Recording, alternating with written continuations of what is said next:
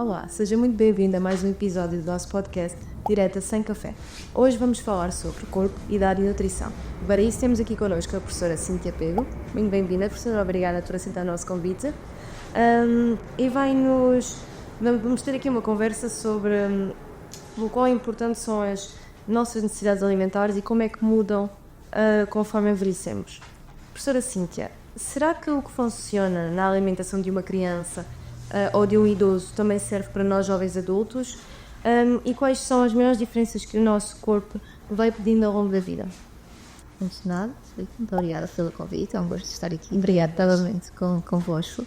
Então, isto da alimentação é muito curioso, porque obviamente ela também nos vai acompanhando à medida que crescemos e obviamente as necessidades energéticas são diferentes ao longo da nossa vida, ou seja, a energia que nós precisamos vai ser diferente e com isso, consequentemente, também os macronutrientes, que são eles que nos aportam então esta energia. E também, obviamente, os micronutrientes, as vitaminas e os minerais também vão sendo, as necessidades vão variando à medida que nós vamos crescendo, porque, obviamente, a nossa vida tem também objetivos diferentes. Quando nós somos pequeninos, o objetivo é crescimento, desenvolvimento. Quando já estamos numa idade adulta, já estamos a falar de uma manutenção e uma prevenção de determinadas patologias, mas sobretudo um envelhecimento ativo, porque nós envelhecemos a partir do momento em que nascemos. E, portanto, falar de envelhecimento ativo ou de envelhecimento saudável é falar de um estilo de vida ativo e saudável desde o momento 1 da nossa vida. E, obviamente, quando chegamos a uma idade já mais avançada, o objetivo já é prevenir ou a tentar, de alguma forma, acalmar algumas patologias que já se tenham presentes e, com isto, manter, obviamente, uma esperança de vida, mas, sobretudo, com qualidade de vida o máximo tempo possível. Já é normal, obviamente, que essas necessidades também vão mudando e, obviamente, estas necessidades de micronutrientes, falamos de vitaminas, minerais, também são, obviamente, diferentes. Não em valor, ou seja, elas são diferentes sempre. Quando somos mais pequeninos, elas não são necessariamente maiores em termos de valor absoluto, porque estas recomendações também têm sempre muito associadas à nossa própria massa corporal e, portanto, em valor absoluto é normal que elas sejam mais reduzidas, mas depois em termos proporcionais, sim, normalmente existem fases da nossa vida muito particulares em que as nossas necessidades destes nutrientes são mais elevadas porque estão muito associadas a este desenvolvimento e não tem que ser necessariamente só quando somos mesmo muito, muito, muito pequeninos. Por exemplo, um momento muito interessante do ponto de vista de desenvolvimento é a adolescência, onde existe um pico de crescimento e desenvolvimento muito grande, muito parecido quase com o primeiro ano de vida, se não até superior, e onde as necessidades de nutrientes são, então, nesse caso, muito altas. Existem nutrientes que são must-haves em certas idades, por exemplo, as crianças precisam mais de cálcio, mas será que há outras fases em que as prioridades mudam? Vocês já me conhecem, tanto a vocês como os nossos alunos, eu não gosto muito de atribuir qualidades ou propriedades, nutrientes ou alimentos em particular. Obviamente, os must-have são todos, ou seja, o must-have seria uma alimentação equilibrada, adaptada e saudável, porque com essa alimentação cobrimos depois também todas as nossas necessidades, não só de macronutrientes, mas também de micronutrientes, e já não devíamos pensar tanto nessas necessidades em relação ao cálcio, como comentam. Por exemplo, voltando aqui ao exemplo que eu dava anteriormente da infância e da adolescência. Sim, existe mas necessidades muito altas de cálcio nesta primeira infância, estamos a falar de um desenvolvimento físico, também cognitivo, mas as necessidades de cálcio, as maiores necessidades de cálcio, as maiores recomendações de cálcio, no caso da European Food Safety Agency, são precisamente na adolescência, entre os 11 e os 17 anos, porque é este pico de crescimento. Também, obviamente, as grávidas depois também têm necessidades particulares, tudo o que está associado a momentos diferentes na nossa vida em que, obviamente, temos estas necessidades. Por exemplo, no momento da gravidez, onde existe aqui um reajuste, e deve existir um reajuste da nossa alimentação, mas normalmente, nestes períodos em que nós temos necessidade de algum micronutriente determinado, de uma forma adicional, vitaminas, metais, ferro, cálcio, como falávamos, normalmente, e também vêm sempre associadas a um aumento de necessidades energéticas. Ou seja, isto significa o quê? Que se nós tivermos uma dieta bem planificada do ponto de vista energético, a cumprir não só a quantidade das calorias, mas sobretudo a qualidade dessas mesmas calorias, seja com uma quantidade adequada de proteínas, de hidratos de carbono, de gorduras, de lípidos, também, consequentemente, as nossas quantidades de micronutrientes e as extra adicionais, normalmente de ferro, a não ser que sejam casos muito particulares. Estamos a falar, por exemplo, de indivíduos que possam seguir uma dieta vegetariana ou vegana, por exemplo, aí podem ter necessidades, por exemplo, terão certamente de suplementação de vitamina B12, por exemplo. Também as grávidas existe a suplementação adicional de ferro, ácido fólico, normalmente, iodo, okay? E isso existe adicionalmente. Mas normalmente, em um indivíduo saudável, estas necessidades de micronutrientes também vêm associadas a estas necessidades aumentadas de macronutrientes e, numa perfeita harmonia, tudo se consegue sem essas necessidades, sem essas preocupações adicionais ou específicas. A forma como o nosso corpo absorve os nutrientes muda com a idade. Como é que o metabolismo e a digestão se ajustam conforme crescemos ou envelhecemos? Sim, nós vamos mudando muito ao longo da medida que vamos crescendo e que vamos envelhecendo, como eu digo, envelhecendo a partir do dia. Sim. Mas sim, fisiologicamente, metabolicamente, nós vamos mudar, que a nossa capacidade e gestão de absorção de alguns nutrientes vai mudando e vai se alterando à medida que nós vamos envelhecendo. Portanto, isso sim. E dessa forma também é preciso reajustar, mas também, muitas vezes, estas alterações vêm também associadas com alterações de apetite, por exemplo, e, portanto, é normal que nós vamos, todo metabolicamente e fisiologicamente, nós vamos mudando, obviamente, com o envelhecimento. Sabemos que o stress é muito comum na rotina dos jovens universitários e nos adultos em geral também. Isso pode atrapalhar a forma como o nosso corpo absorve os nutrientes e os processa? Sim, claro. O stress, cada vez mais comum e normal no nosso dia-a-dia, não só dos estudantes universitários, mas de todos, e também dos docentes universitários também, mas e obviamente esse stress tem um papel importante também fisiologicamente e conta isso também nos nossos processos metabólicos, é sobretudo também muito associado a um aumento dos níveis de cortisol, por exemplo, associado a estes níveis. E depois é preciso também, de alguma forma, diferenciar ou ter em consideração os picos concretos de stress, em algum momento pode ser as avaliações, como o método em que estamos agora a passar no semestre, ou um stress de uma forma mais crónica. E esse stress crónico pode também levar a um estado de inflamação, um estado inflamatório também crónico. E também é preciso ter em consideração todos estes fatores, obviamente, alteram a forma como nós também absorvemos, mas também altera a forma como nos sentimos, o nosso estilo de vida, altera o nosso apetite e o apetite que temos, não só da quantidade de apetite que temos, do que nos apetece comer ou não, ou da quantidade que nos apetece comer, mas também do que nos apetece comer. E também já temos ido avaliando, e também alguns alunos da licenciatura em Ciências de Nutrição têm ido avaliando ao longo dos anos a forma como os momentos de stress, associados a momentos de avaliações, normalmente, alteram os hábitos alimentares dos estudantes universitários.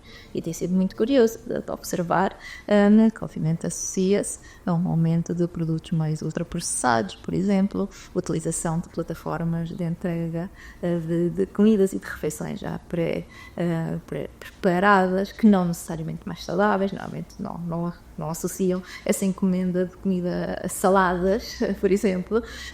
Nós estamos a falar de, normalmente, alimentos do ponto de vista energético, muito mais densos e pobres do ponto de vista de nutrientes. E, portanto, todos esses fatores também vão influenciando. Óbvio que, num momento determinado, como eu digo, vamos a falar uns dias, porque tivemos uma reunião, porque obviamente todos nos estressamos, seja pelo que foi, tem um determinado impacto. Este estilo de vida, durante muito tempo, terá outro impacto, então, que deve ser controlado. Não está portanto não tem tanto a ver só com os processos fisiológicos, mas depois todo o estilo de vida que nos envolve. Pode haver hábitos tabágicos também, a prática ou a ausência de atividade física e de exercício físico, consumo de bebidas alcoólicas e, obviamente, a dieta. O que é que pode acontecer ao corpo se a alimentação não for adequada em fases importantes da vida, como a infância, a adolescência, que referiu que é muito importante, ou até agora mesmo na vida adulta? Então, nós sabemos que a dieta enquanto forma de nos alimentarmos, também utilizo sempre a palavra dieta corretamente nesse sentido, não como sinónimo de regime de emagrecimento, está bem? A dieta tem um papel muito importante, não só na nossa vida atual, mas também na nossa vida futura de prevenção de patologia. Eventualmente, algumas patologias. Não só, como eu dizia, seria a ousadia da minha parte, apesar de achar que a nutrição é a ciência mais incrível do mundo e ser nutricionista é a profissão mais incrível do mundo, seria a ousadia da minha parte dizer que é o único fator. Não é. Existem vários, lá está, como eu dizia, não só os modificáveis como o estilo de vida, que falava antes, mas também todos aqueles que não são modificáveis. O sexo, a idade e depois também outros fatores ambientais, por exemplo, o sítio onde nós nos movemos. Obviamente, tudo isso tem um papel muito importante. Focando-nos aqui, única e exclusivamente, na dieta. Tem um papel essencial. Uma dieta desequilibrada, não completa, não harmoniosa, por exemplo, em momentos da infância, adolescência, estamos a falar destes picos de desenvolvimento, terá um impacto muito importante neste mesmo desenvolvimento, que pode estar de alguma forma afetado, não só o desenvolvimento físico, mas também todo um processo cognitivo pode vir a ser afetado também por estes desajustes da dieta, neste caso. Relativamente à vida adulta, nós sabemos o impacto que tem a alimentação no processo de prevenção, no desenvolvimento de doenças, sobretudo das doenças crónicas não transmissíveis, como, por exemplo, diabetes, tipo 2, hipertensão e depois tudo que isto nos pode levar a síndromes metabólicos, por exemplo, e no final, por até doenças cardiovasculares, por exemplo, tá lá? E portanto isto sim tem um papel muito importante, já conhecido, já bastante estudado. Depois já no final da nossa vida, que, como eu digo, volto a lembrar que o envelhecimento começa a ligeiramente, exatamente, e portanto nós devemos pensar muito bem no envelhecimento enquanto na nossa idade adulta e devemos preveni-lo, tá bem? E é normal, obviamente, poder chegar a uma idade mais avançada e entrar na alimentação ter papel muito importante, como, por exemplo, na pirâmide de massa muscular e todos os efeitos associados que isso terá, entre outras patologias, tá bem? E, portanto, é essencial. Quando nós dizemos muitas vezes, eu sei que os nutricionistas somos muito civis e estamos sempre a dizer aquilo que não se deve fazer. E aí, culpa é nossa, que devemos mudar aqui um bocadinho o discurso para um aspecto mais positivo, não é? Do que nós não devemos fazer, mas do que podemos fazer para melhorar e do que podemos fazer para ter uma vida muito mais, uma alimentação muito mais divertida, que inclua, então, um estilo de vida mais saudável. Isto é importante fazê-lo. E desde pequeninos, e daí muitos colegas também fazem um trabalho incrível nesta prevenção e tudo o que é relacionado com o estilo de vida e com a alimentação desde idades dos jovens, porque assim os mais pequeninos, as crianças, já vêm a saber o que é uma alimentação saudável desde muito novos e podem de uma forma já muito natural e muito autónoma seguir esse estilo de vida em todos os processos da sua vida. Quando já aprendemos isso um bocadinho mais tarde, na questão de expor em prática, está bem? E mesmo sendo estudantes universitários, podemos ter opções muito saudáveis, seja aqui no nosso campus, seja fora dele, mas sobretudo na nossa vida e no dia a dia, é importante de forma a pensarmos que todo dia o que nós estamos a fazer hoje vai ter consequências no futuro. Assim, elas podem ser umas consequências positivas, umas consequências negativas. Dá para prevenir doenças que aparecem mais com a idade, como osteoporose, problemas do coração, só ajustando a alimentação? E como é que estes pequenos hábitos alimentares podem fazer a diferença? Como eu dizia, só é ousadia. Está bem? Sim, tem um papel importante, mas tem um papel também muito importante. E, por exemplo, falava aqui o exemplo da osteoporose, não só a alimentação, com um consumo de produtos ricos em cálcio ao longo de toda a sua vida, sobretudo na primeira fase da vida, onde a construção óssea é muito elevada, porque depois chega uma altura que começamos a crescer e é normal que exista uma destruição óssea progressiva. A alimentação tem um papel importante, mas tem um papel extremamente importante a prática de exercício físico, por exemplo. Tá bem? E, portanto, como eu digo, é um estilo de vida, é um conjunto de comportamentos, e por isso é que muitas vezes alterar a dieta é tão difícil, porque alterar comportamentos é muito difícil, mas é um conjunto de comportamentos que esses sim que vão ter impacto.